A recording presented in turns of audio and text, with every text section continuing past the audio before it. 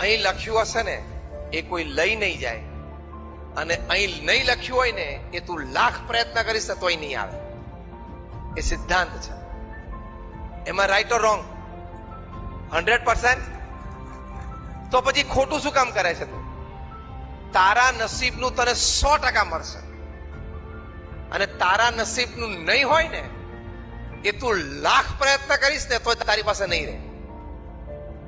ખોટી રીતે અનીતિથી કોકનું છૂટવી લીધું એટલે કે કોકનો ધંધો છૂટવી લીધો, કોકને ક્યાંક ધંધો ચાલતો તો ત્યાંનો ધંધો બંધ થયો, કંઈક પ્રયત્ન કર્યો, ખોટી રીતે આગુ પાછું કર્યું, એ વસ્તુ લાંબી ટકતી નથી.